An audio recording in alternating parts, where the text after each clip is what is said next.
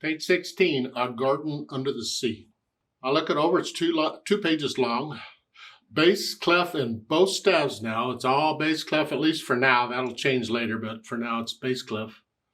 3 sharps in the key signature, so it's either an A major or F sharp minor. We look at the end, it's ending on A's. We'll figure it's an A major. Do the scales and arpeggios for both, though, if you're doing them. A major and F sharp minor. 4/4 time signatures, take it one hand at a time, because make sure we understand what's going on. The right hand is in bass clef, that's a C sharp now. Remember, play in the key of A major. Those are the notes we're going to use, unless there's accidentals. I don't see any, so those are the notes. So when I get to the C, it's going to be a C sharp. 1 and 2 and crossover. That's fine. They say 3. I think you can do 2. You need 2 on it anyway, so why not? It's an E. You do it again. 3rd line down, we have treble clef.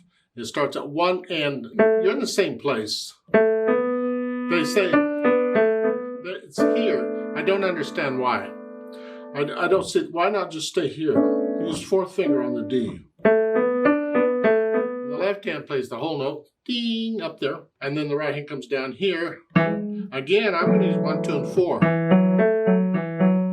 And the 4th line down, the left hand plays the 2 notes with stems going down. That's what we've been doing in the 3rd line. And the right hand plays the others. So it's the same thing. You're down here. Here. You're starting on beat 2 in the right hand. And then the next to the last measure on that page, that's basically the piece. Left hand's got these. You got here and here. All right, let's talk about this. I don't want to move the hand around. I got more than 2 fingers. So I'm going to start this out with a 2-1. This way I'm in position to come down here. I'm not moving around. And then here.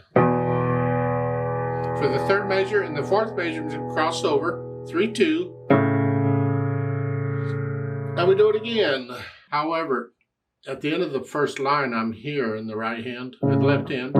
So going on to the next line, I'm going to go ahead and use 3rd finger. It's there. And then 2nd finger, the repeated notes. This way I can do it again. The end of the 2nd line, that 3 ledger lines, you need to memorize that note. It is an A here. Okay. 4th line down, you're just doing the first 2 right hand, then you come over and do the left hand here, and then, isn't that fun? Don't forget the G sharps are in a key signature.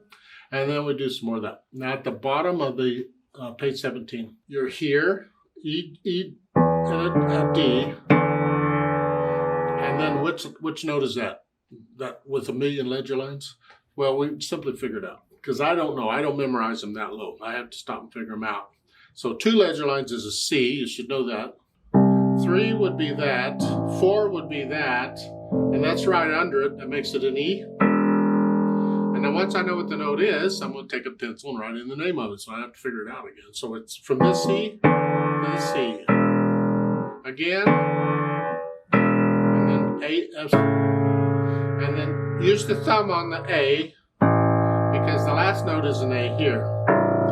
And you're saying, what?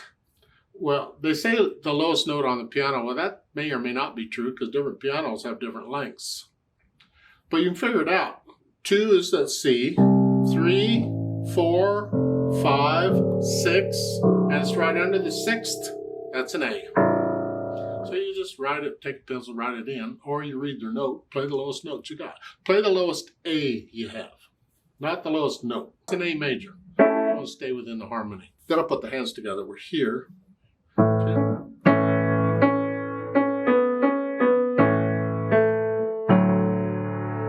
And somehow, the 3rd line with these 8th notes in it, the measures, it needs to sound like one hand played all of those. Because I had a time with this for a long time, is I couldn't play the hands, I couldn't control my hands well enough that when we had passages like this, it always sounded like 2 hands were playing.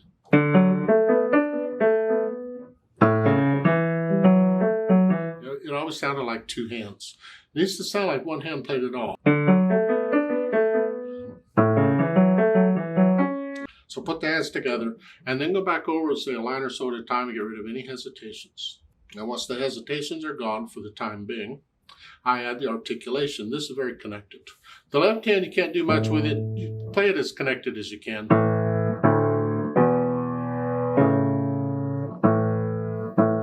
The right hand, lift up, like taking a breath, just lift up between them for the phrasing.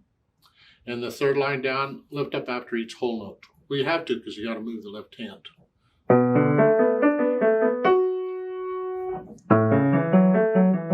And then the dynamic, so that applies to the melody wherever it is. At the beginning, mezzo piano is the right hand. Sort of soft. This is very soft. And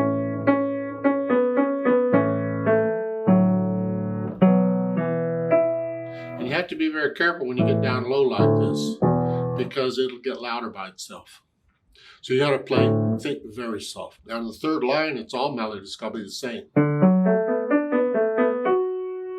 Here, and then page 17 is the right hand. Now don't give a lot of dynamics. You don't have to play the whole thing at medium soft. You can get a little louder and softer if you feel it. Okay. I put a little swell in there because I felt it. It gives the illusion of motion. And the third line, put a little swell in there.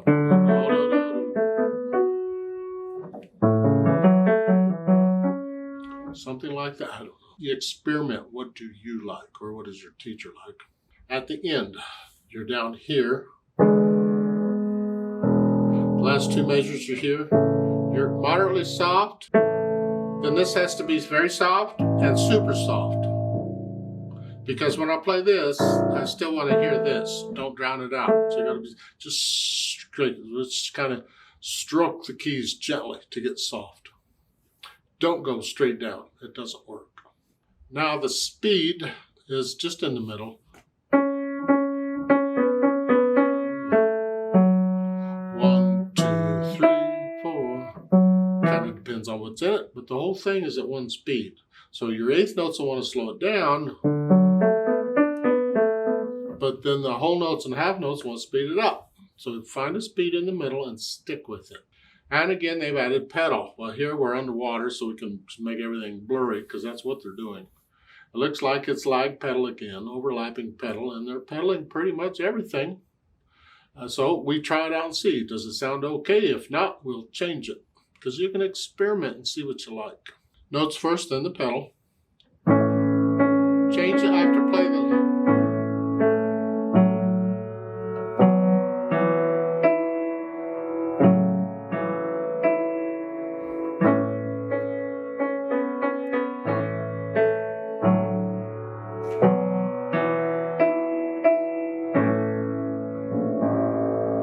That's how they're doing it. And if that sounds okay to you, use it.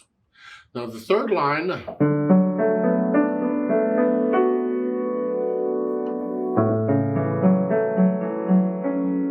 mean, considering it's supposed to be underwater, that's kind of nice, that effect. So I suppose we could just pedal it like it's shown. It works, doesn't it? I guess. I don't know.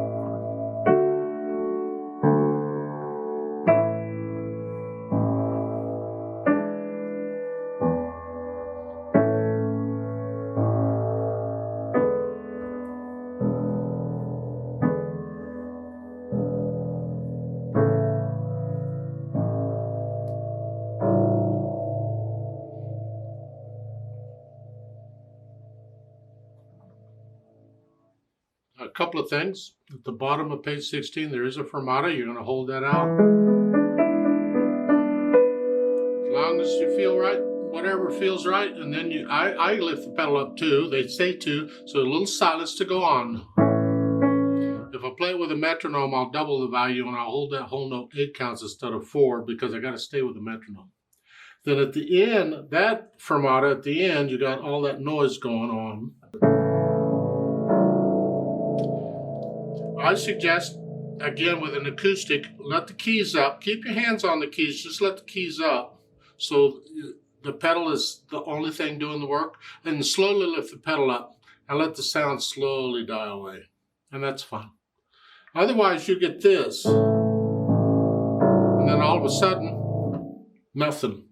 It's like, wait a minute, it's supposed to die away here. So you let the pedal up slowly so the dampers slowly touch the string. Now, if you have an electronic keyboard and it won't do that, your pedal won't do that, it's either on or off, then just slowly turn the volume down so the sound dies away. It doesn't matter how you get the effect.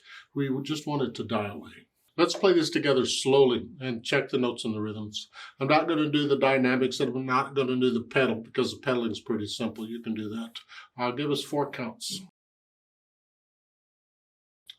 1, 2, ready, go.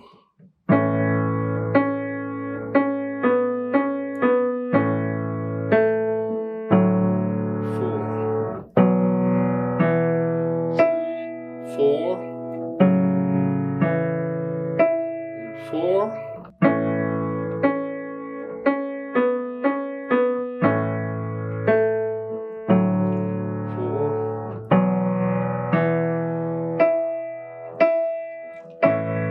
2, 3, 4.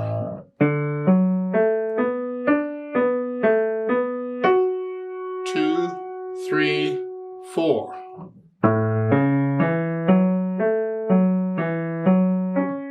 2, 3, 4.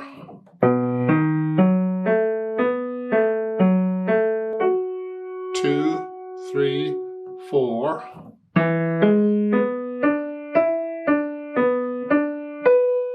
2, 3, 4. Hold. 2, 3. Go on.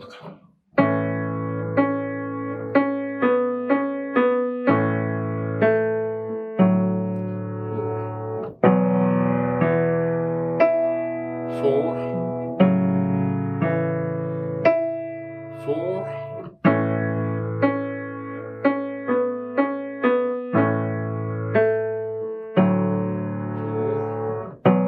2, 3, 4. 2, 3, 4. 2, 3,